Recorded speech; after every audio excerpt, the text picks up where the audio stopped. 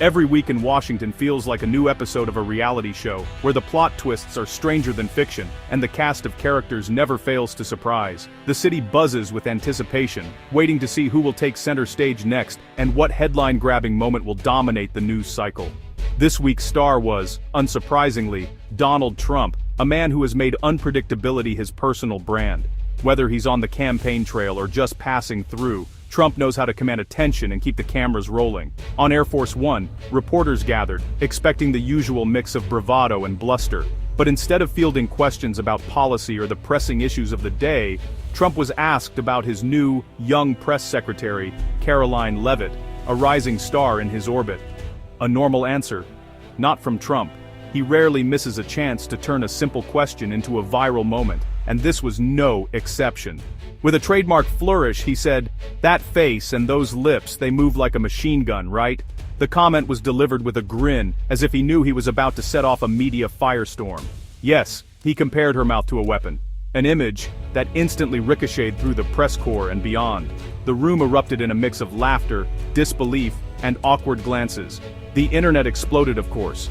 Memes, tweets, and hot takes flooded every corner of social media as people tried to decide whether to laugh, cringe, or both. The phrase, machine gun lips, trended within minutes. It's a style we've come to expect from Trump.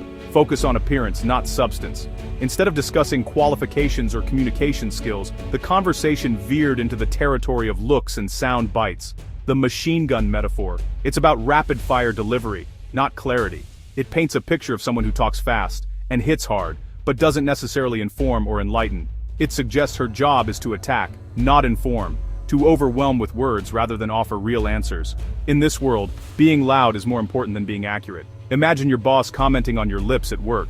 Most people would call HR, or at least expect some kind of professional boundary. But in politics, especially in Trump's orbit, the rules are different. But in Trump's world, it's just another Tuesday. Outrage is currency, and controversy is a tool. The more people talk, the more he wins. The remark reduces a professional to her looks, not her skills. It's a reminder of how women in power are still judged by their appearance, even when they're at the podium, shaping national conversations. It's a reminder that in this White House, firepower matters more than facts. The spectacle overshadows the substance, and the headlines are often louder than the truth. You have to wonder if the White House even has an HR department, or just a "gone fishin'" sign on the door. In the end, the real story isn't just about a press secretary's lips. It's about a culture where shock value always wins, and professionalism is left waiting in the wings.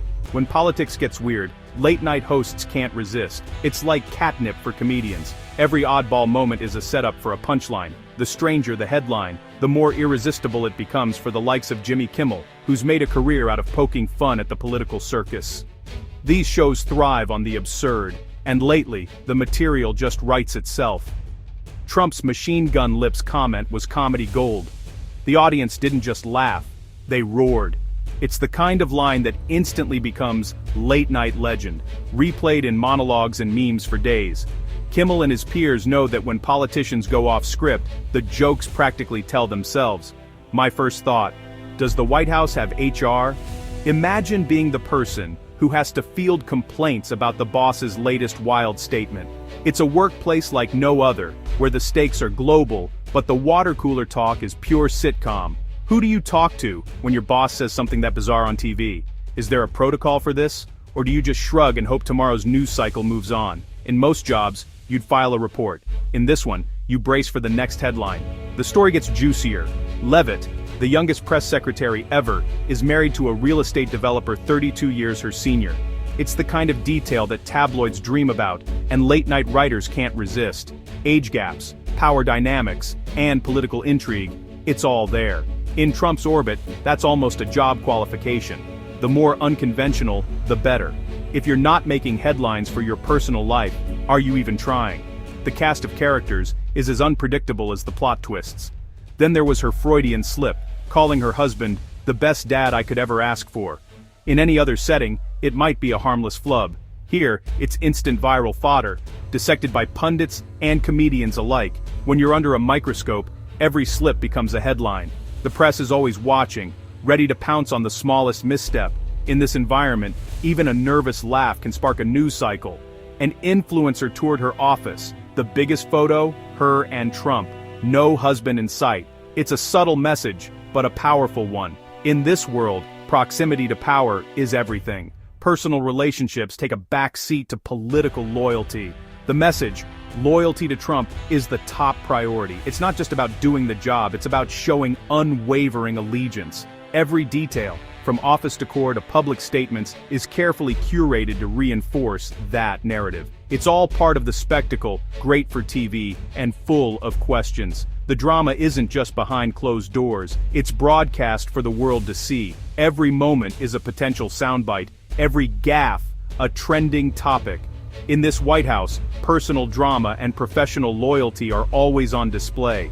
The lines between public and private are blurred, and every day brings a new episode in the ongoing saga. The soap opera never ends. There's always another twist, another headline, another moment for the late-night hosts to seize, and the internet eats it up. Every clip, every meme, every awkward moment is shared, remixed and replayed, fueling the cycle and keeping the spectacle alive. So, who is Karoline Leavitt? At 27, she's the youngest White House press secretary ever. She's a digital native, raised on social media and political combat. Her marriage to a much older real estate developer mirrors the Trump family dynamic, fueling public curiosity. Before this, she worked for Trump and Congresswoman Elise Stefanik and even ran for Congress herself. She's a rising star in the MAGA movement, loyal, aggressive, and always on brand. Leavitt isn't just a spokesperson, she's the face of the next generation of Trumpism. Her youth and loyalty are her calling cards. In today's political world, that's the perfect resume. A press secretary's job is to communicate facts. But in one of her first briefings, Leavitt claimed Trump sent the military to turn on the water during California wildfires. That never happened. There's no magic spigot for the army to turn. This wasn't a slip. It was pure fiction. The story was so absurd, it sounded like a child's fantasy. It's worse than arguing about crowd sizes. This was inventing a military operation. The goal: paint Trump as a hero. Facts be damned. It's storytelling, not briefing, but credibility is a press secretary's currency. Start with a whopper and every future statement is doubted. The press room becomes a battleground of fact-checking. Instead of informing, the secretary becomes just another partisan voice. When you start with a myth, you're already behind, and the public is left wondering what's real. Leavitt's next move? Open the press room to influencers, podcasters, and content creators. Sounds democratic, but let's be honest.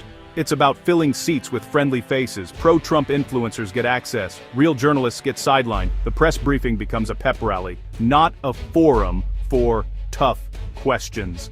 Imagine a tough policy question, then a TikTok star asking about the president's last rally. It's a clever way to control the narrative. If you can't beat the media, replace them. The daily briefing turns into viral content for the pro-Trump ecosystem. Accountability fades, and the echo chamber grows. Welcome to the new media strategy. The Leavitt saga sparked a wave of fake news online. Suddenly, YouTube and Facebook were flooded with videos claiming she destroyed Jimmy Kimmel on air. None of it happened. She's never been on my show. These videos are stitched together from random clips and robotic narration. It's digital fan fiction designed to create a counter-narrative.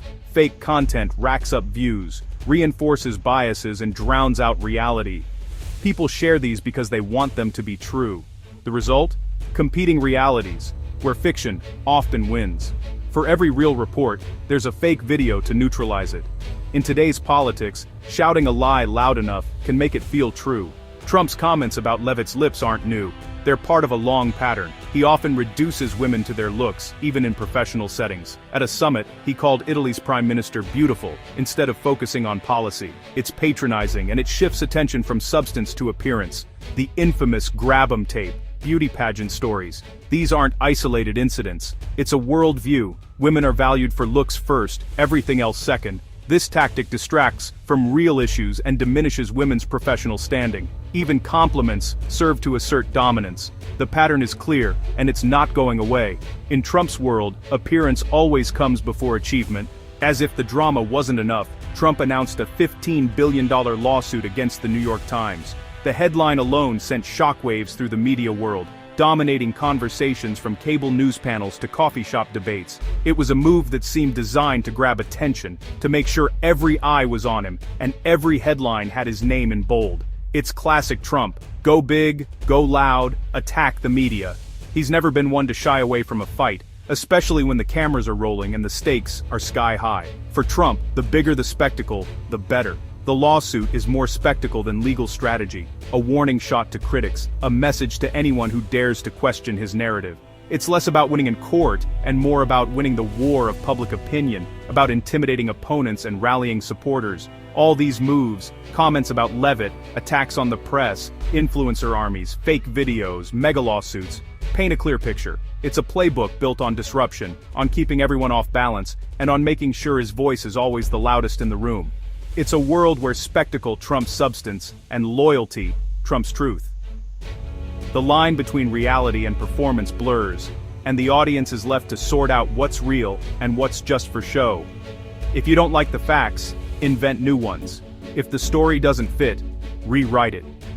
In this environment, narratives are as malleable as wet clay, shaped and reshaped to fit the needs of the moment. If you don't like the critics, try to sue them into silence.